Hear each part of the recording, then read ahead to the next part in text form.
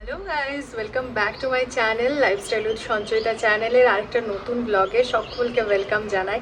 তো শুরু করছি আজকে আবার একটা নতুন দিনে নতুন ব্লগ নিয়ে। শনিবারের দিন আজ।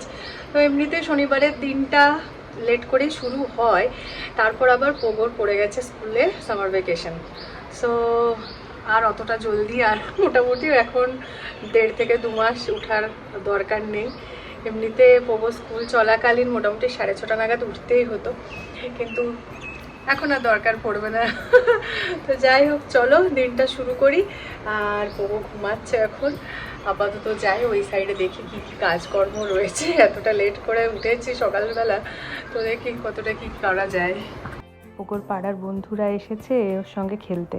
আসলে এতদিন তো পোগোর স্কুল চলছিল, কিন্তু তার বন্ধুদের স্কুলের সেই কবে থেকে ছুটি পড়েছে। পোগো না থাকায় তারা আসতে পারেনি।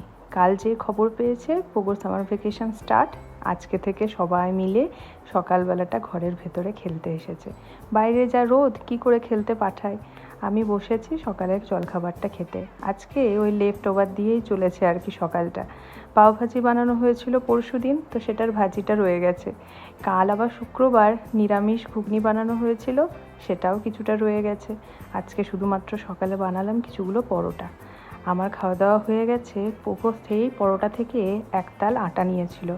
আটা দিয়ে পোগোর খেলতে যে কী ভালো লাগে, কতক্ষণ যে সেটা দিয়ে কি বানায়, কত টাইম পাস করে, খুব ভালো কেটে যায় ওর সময়টা।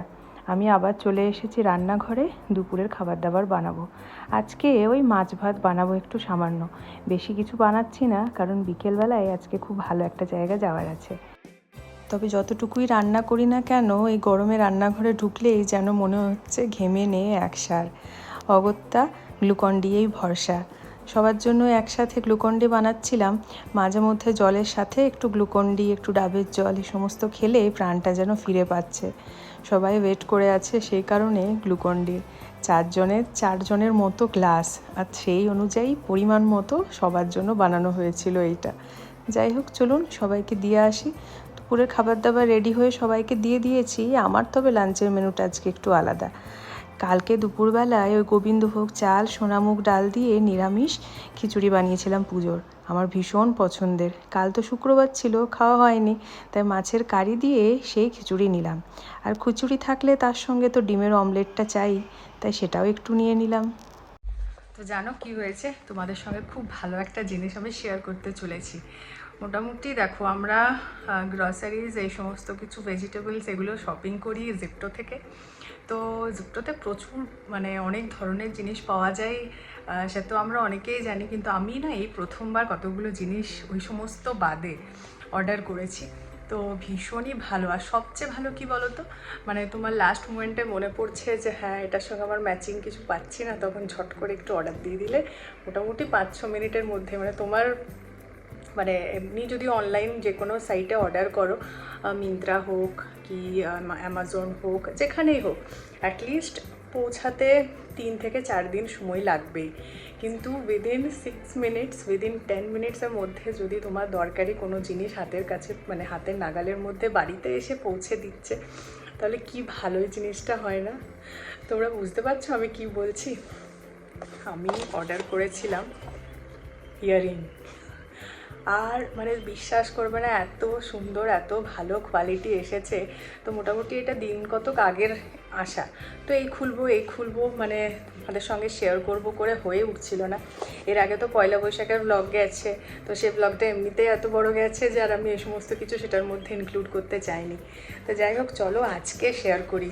দারুণ এসছে, কানেরগুলো এত ভালো এসেছে না।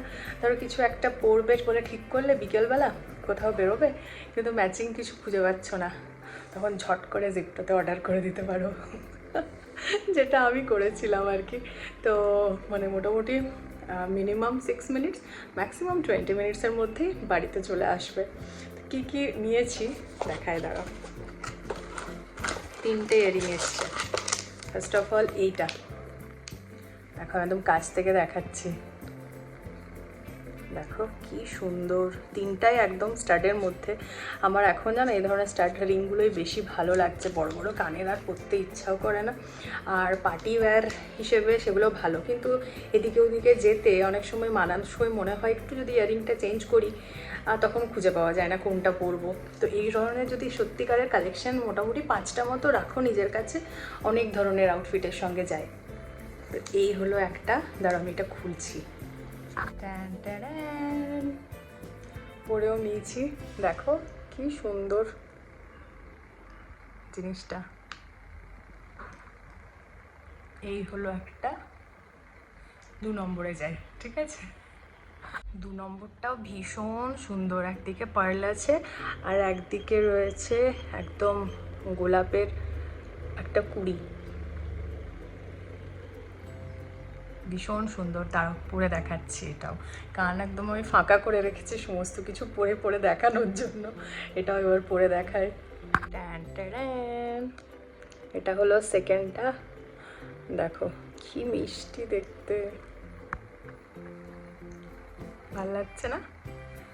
ভীষণ সুন্দর। আর পার্লের জিনিস আমার এখন এত ভালো লাগে। আর এটা একদম মিনা করা আছে, পিঙ্ক কালারের একটা ছোট্ট রোজের কুড়ি, আর একদিকে রয়েছে একটা পার্ল। বেশ সুন্দর, বেশ সুন্দর। কোয়ালিটিগুলো এত ভালো এসেছে, আমি একদম এক্সপেক্ট করিনি। আমি জাস্ট এরকম চলো দেখি, আর না হলে ফেরত দেবো এরকমভাবেই করেছিলাম। তো খুব ভালো এসেছে। চলো এবার লাস্ট ওয়ান, আর এটা হলো লাস্ট ওয়ান। এই ধরনের ইয়ারিংগুলো এখন ভীষণ ট্রেনিংয়ে আছে। তো এটা থাকলে অনেক কিছুর সঙ্গে যায়, ওয়েস্টার্নের ড্রেসের সঙ্গেও যায়, ইন্ডিয়ানের সঙ্গেও যায়। তো দাঁড়াও এটাও এবার পরে দেখায়।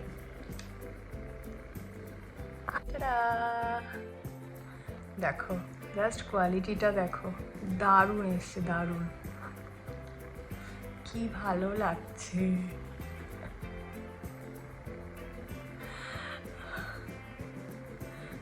আমার এটা বেস্ট মনে হয়েছে। তোমরা অবশ্যই কমেন্ট করে জানিও তো কোনটা বেস্ট, 1 নম্বরটা, 2 নম্বরটা না এই 3 নম্বরটা। আমার এটাই বেশি ভালো লাগছে 3টার মধ্যে যদি র্যাঙ্কিং করতে হয়। তো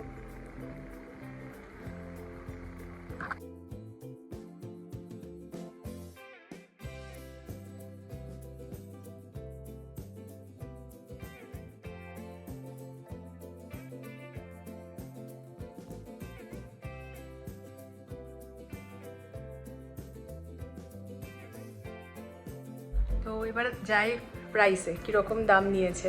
সব কটাই মোটামুটি 85 থেকে 100 টাকা, বলবো না 85 থেকে 95 টাকার ভেতরে ইচ। আর এগুলো যে শুধুমাত্র জেপ্টোতে পাওয়া যাচ্ছে সেটা বলবো না, আমি মিন্ত্রাতে চেক করেছি। সেক্ষেত্রে মিন্ত্রাতেও প্রাইস মোটামুটি ওই 5-10 টাকা বেশিই আছে, কম নেই। কিন্তু কি বলতো, মিন্ত্রাতে করতে হলেও বুকিং সেই অ্যাটলিস্ট 2 থেকে 3 দিন মানে ওয়েট করতেই হয়। এটা যে এত জলদি আসবে আর সঙ্গে সঙ্গে পরে বেরিয়ে যাওয়া যাবে। যেমন দেখো আমি আজকে আমাদের বেরোনোর আছে, তোমাদের বলেছিলাম না পয়লা বৈশাখে আমাদের ওই আউটিংটা হয়নি, বাইরে একবার ঘুরতে যাওয়ার বা খেতে যাওয়ার প্রোগ্রামটা। তো আজকে শনিবার, আজকে যাওয়ার আছে। তো ভেবেছি এই ড্রেসটা তো মাথায় রেখেছিলাম, তারপরে মনে হলো কি ইয়ারিং পরবো, কি ইয়ারিং পরবো। তখন মনে হলো এই 3টা একবার চেক করি, যেটা ভালো লাগবে সেটা পরবো।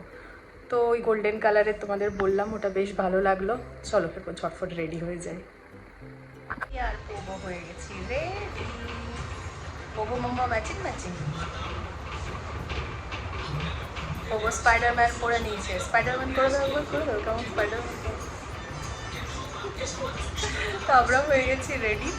আর সেই ইয়ারিংটা পরেছি, 3টে ইয়ারিংয়ের মধ্যে এটা কি ভালো লাগছে। মানে তোমরাও অবশ্যই যদি জেপ্টো তোমাদের টাউনে রয়েছে, অবশ্যই এরকম ছোটো ছোটো পরার মতো অনেকগুলো ইয়ারিং দেখতে পারো। খুব ভালো হয়েছে আর কি পেয়ার করে।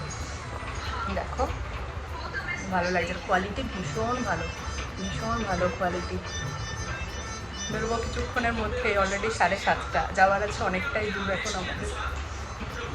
মোটামুটি বাড়ি থেকে বেরোতে সেই 7:30 পৌনে 8টা বাজলোই। এখন দুজনে মিলেই ওই ম্যাপটা সেট করে নিচ্ছে। আসলে আমরা এখন যে রেস্টুরেন্টটায় যাবার কথা ডিসাইড করেছি, র্যান্ডমলি সিলেক্টেড আর কি, সেটা এখন প্রথম আমরা যাচ্ছি। সো লোকেশনটা একটু না সেট করে নিলে পৌঁছাতে অসুবিধা হবে। যাচ্ছি আমরা মারাথালি, সেখানে হেলেন্স প্লেস নামে একটা সুন্দর রেস্টুরেন্টের খোঁজ নিয়েছি। পয়লা বৈশাখ হিসেবে খেতে যাওয়ার জন্য জুজো বলছিল কোনো বাঙালি রেস্টুরেন্টেই যাবে। সেক্ষেত্রে সেই স্টার্টার, সেই মেন কোর্স যা খাওয়া হয় মোটামুটি ঘরে তো রান্না হয়ই, তাই আমি আর ইচ্ছে করে সেই বাঙালি রেস্টুরেন্টে যাওয়ার কথাই বলিনি। ভাবলাম একটা নতুন কোথায় যাওয়া যাক, যেখানে রান্নাগুলো বাড়িতে করা সেভাবে সম্ভব নয় বা সচরাচর আমরা করতে যাই না। তারপর কিছু থিম রেস্টুরেন্টের সন্ধান করছিলাম, বেছে বেছে তারপরে হেলেন্স প্যালেস নামে এই ইন্দো পর্তুগাল রেস্টুরেন্টটির কথা দেখতে পেলাম। ভীষণ ভালো লাগলো এদের সাজসজ্জা, একটা নতুনত্বের ছোঁয়া রয়েছে। বোহেমিয়ান থেমে সাজানো এই রেস্টুরেন্টটি দেখতে বেশ সুন্দর। তো সেখানে আমরা আজকে চললাম, পৌঁছে গেছি। চলুন ভেতরে যাই, খোঁজখবর নেই। আজকে স্যাটারডে নাইট তো বেশ ভালো ভিড় রয়েছে, বাইরে অবধি প্রায় লাইন। আমরা পৌঁছে গেছি হেলেন্স প্লেসে, আর এটা মারাথালিতে রয়েছে। এবার ব্যাপার হলো আমরা ফাইনাল করিনি, একদম মানে র্যান্ডমলি সিলেক্টেড সন্ধ্যেবেলা, আর বেরিয়ে পড়েছি উইদাউট এনি বুকিং। আর এখানে এসে শুনছি বুকিং তো মাস্ট দরকার আছে। তারপর আবার শনিবার তো স্লট বুক করা হলো এখানে এসে রাত 10টার সময়, যদিও বা এখন 9টা বাজছে। আমরা একটু আশেপাশটা ঘুরে ফিরে দেখছি। মারাথালি জায়গাটা আমাদের পুরনো বাড়ির কাছে ছিল, প্রচুর আসা যাওয়া হতো সেই সময়। তো এই জায়গাটা এখন ঘুরে ঘুরে দেখছি, আর কাজ নেই তো খই ভাজা চলছে আর কি। পাশে একটা ইলেকট্রনিক্সের দোকান রয়েছে, সেখানে অনির্বাণ, পোগো আর জুজো তিনজনেই ঢুকে গেছে, টিভি দেখছে, এটা সেটা দেখছে, মানে করবে আর টাইম পাস। ঠিক আছে, চলো আমি একটু এদিকটা ঘোরাঘুরি করছি। কিছুক্ষণ বাইরে দাঁড়িয়ে ওয়েট করছিলাম, আর তারপরে আমাদের কল চলে এলো মিনিট 5-10 মধ্যেই। রাত্রি 9টায় টেবিল বুক করা হয়েছিল।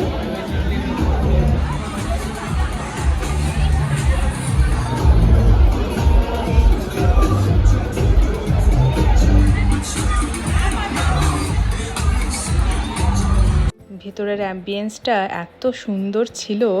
আমরা যে আমাদের টেবিলে বসে গেছি, আর অনির্বাণ আর জোজো মিলে কী খাওয়া যাবে সেই মেনু ডিসাইড করছিল।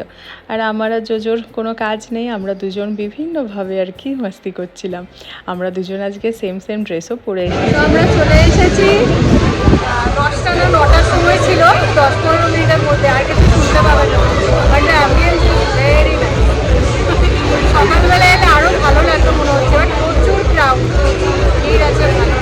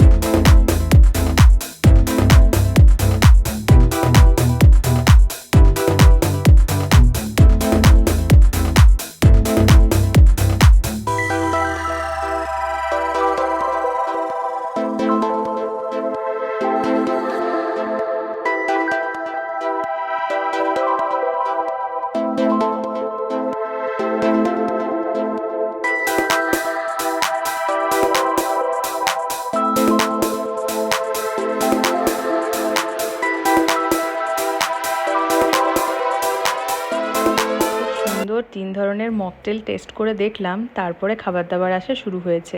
প্রথমে চিকেন আচারি টিক্কা অর্ডার করা হয়েছিল, তারপর যেটা অর্ডার করা হয়েছে সেটা নিয়েছিলাম ভীষণ এক্সাইটেড, কখন আসবে আসলে। তো ব্ল্যাক কালারের মোমো হলো সেটা। এই প্রথম ব্ল্যাক কালারের মোমো আমাদের চোখের সামনে, সেটা এবার খেয়ে দেখার পালা।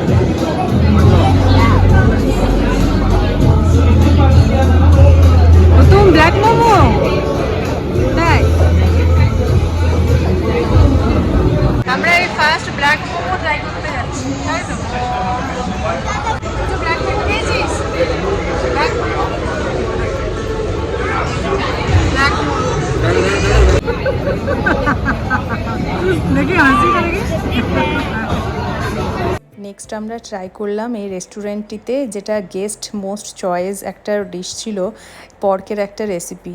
ভীষণ টেস্টি ছিল। আমরা মোটামুটি যে জায়গায় দেখি পেপার ফ্রাইয়ের মধ্যে পর্কের রেসিপি কিছু থাকে সেটা ট্রাই করি, ভীষণ ভালো হয়। তো গরম গরম খেতে বেশ ভালো লাগছিল। আর সঙ্গে সঙ্গে তারপরে চলে এলো আমাদের পিৎজাটা। আর পিৎজাটা দেখতে যেমনি সুন্দর ছিল, খেতেও ভীষণ টেস্টি ছিল।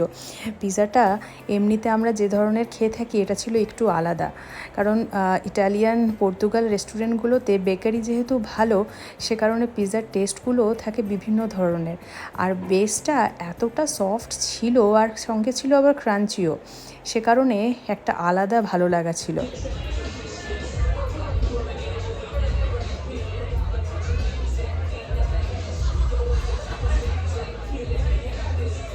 মোটামুটি অনেক কিছুই প্রথমবার টেস্ট করে দেখা হলো, সবার খাওয়া মোটামুটি কমপ্লিট।